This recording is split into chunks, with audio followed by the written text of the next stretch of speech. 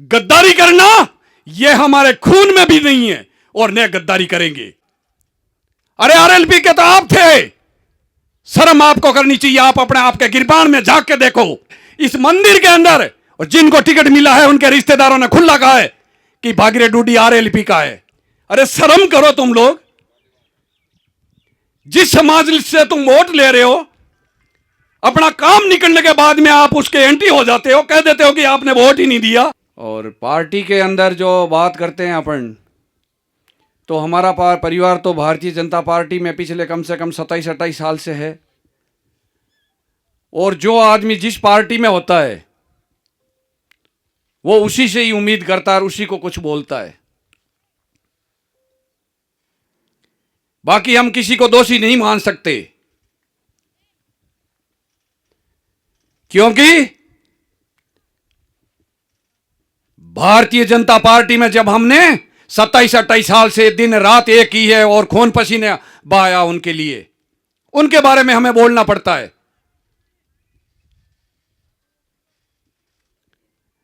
जब पार्टी 1995 और 96 के अंदर जब भारतीय जनता पार्टी का यहां कोई झंडा उठाने वाला नहीं होता, उस समय मेरे बड़े भाई साहब स्वर्गीय भंवरराम जी डूडी उस झंडे को लेके चलते थे।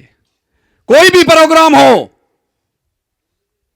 आज अपने इस एरिया के अंदर जो पुराने हैं, चाहे कमल जी हो, चांडक साहब और ये सारे जो पुराने लोग हैं और जिन्होंने उस टाइम से देखा है, वो लोग एक ही बात बोलते हैं कि उस टाइम से भाई साहब ने हमेशा इस पार्टी के साथ में खड़े रहे। और पार्टी की फिर 2003 के अंदर जब खिवसर गजेंद्र सिंह जी टिकट लेके आए थे, उस समय भी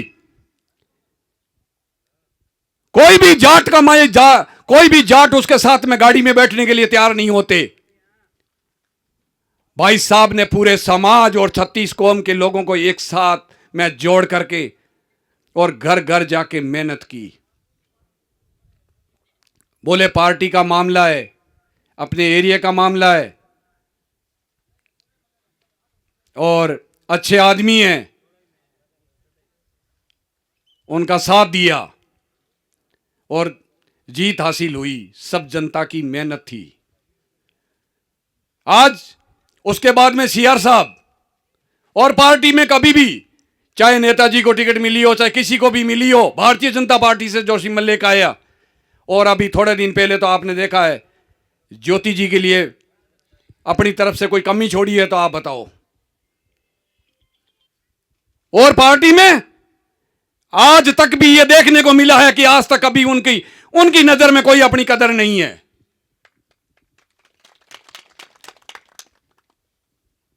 आज अब जब इलेक्शन आ गए तब बोलते हैं कि डूडी हमारी पार्टी का है। आज तक तो आप ये बोलते थे इस मंदिर के अंदर, और जिनको टिकट मिला है उनके रिश्तेदारों ने खुला कहा है कि भागीरे डूडी आरएलपी का है। अरे आरएलपी के तो आप थे, शर्म आपको करनी चाहिए। आप अपने आप के गिरबान में झांक के देखो। हमने किसी पे पर्सनल कभी ये नहीं कहा ये आरएलपी का फलाना। ऐसी बात करने में शर्म आनी चाहिए, क्योंकि हम भारतीय जनता पार्टी में, आपने क्या सोच लिया कि ये पार्टी आप लोगों के बल पे चलती है? हमने पार्टी के लिए दिल से और अपनी ईमानदारी से पार्टी के लिए सेवा की है। चाहे कोई भी आदमी आया हो, कोई भी कैंडिडेट पार्टी ने यदि उतारा है, उसके लिए कभी हम पीछे नहीं हटे। और हमने कभी तन मन और धन दोनों भाइयों ने, मेरे बड़े भाई साहब जब तक जिए, घर में हमेशा पंचायती एक आदमी की चलती है, तो बड़े भाई साहब ने भी कभी किसी की जेब की तरफ नहीं देखा। ये आप लोग सब लोग जानते हो। और नहीं, आज मेरे भी यही मन में रहता है कि पार्टी से जब आदमी आ जाए तो उनके साथ अपन कंधे से कंधा मिलकर के लग जाओ। और पार्टी के साथ में रह करके गद्दारी करना यह हमारे खून में भी नहीं है और न गद्दारी करेंगे।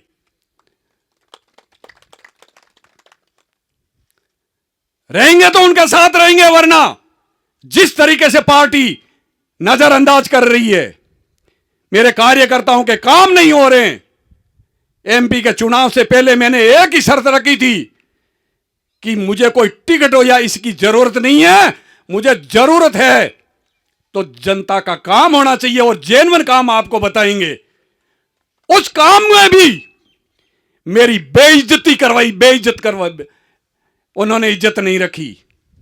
मैं वो बात के पूरे पल्ले नहीं खोलना चाहता। मुझे बड़ा ईमानदारी बात है, बड़ा दुख हुआ कि आप बड़े बड़े नेताओं का बीच में ले लेते हो और उनका नाम पेल कर लेते हो।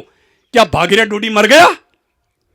और जब आपके अंदर इतनी घृणा आ गई तो उसका फैसला घिवसर की जनता करेगी, 36 कौम के लोग करेंगे। आज तक कभी यह कम से कम आज पिछले 12 महीने हो गई सरकार बने हुए और सब कुछ पता है। कभी तो आप बोल देते हो कि यह भारतीय जनता पार्टी का नहीं है, कभी कुछ बोल देते हैं और जब काम बताते हैं तो आनाकानी कर देते हैं। क्यों? हम जिस घर में रहते हैं उस घर वाले भी यदि नहीं कहते हैं कि यह हमारा सदस्य नहीं है तो ऐसे घर में फिर रहने का क्या फायदा होगा?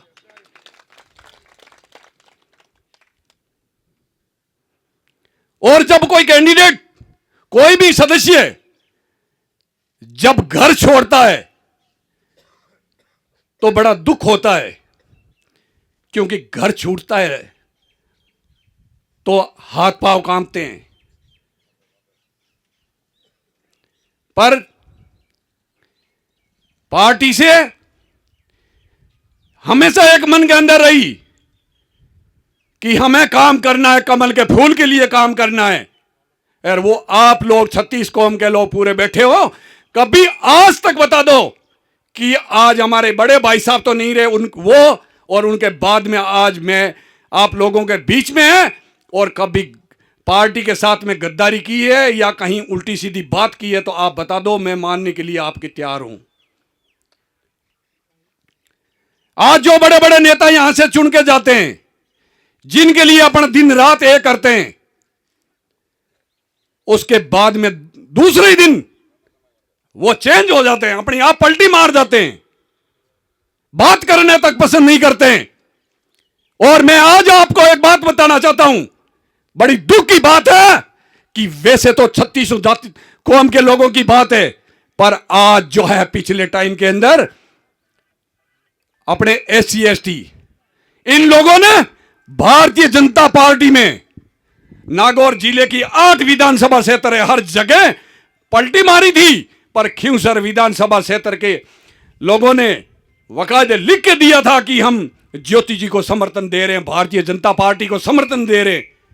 और वोट होने के बाद में थोड़े दिन बाद में उनके ही भारतीय जनता पार्टी के कार्यकर्ताओं ने कह दिया साहब इन लोगों ने तो वोट ही नहीं दिया। अरे शर्म करो तुम लोग,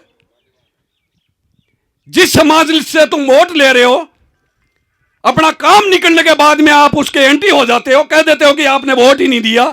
मैं कहूं आज 36 कौम के लोग, चाहे जाट हो, राजपूत हो, कोई भी ये कह दे वोट देने के बाद में यदि कोई आदमी दिल से काम कर रहा है और उसके बाद कह दे इसने काम नहीं किया, तो कितना दुख होता है।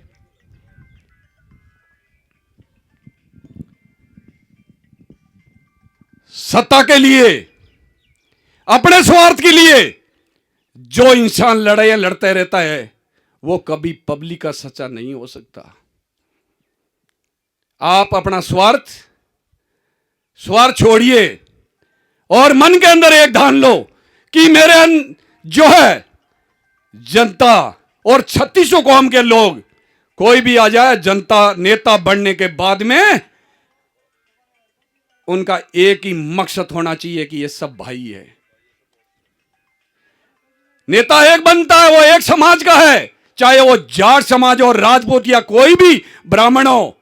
पर जब आप नेता बन गए तो जन्म आपने एक समाज में जरूर लिया है, पर आप 36 कौम के नेता हो, एक जाति के नेता नहीं हो।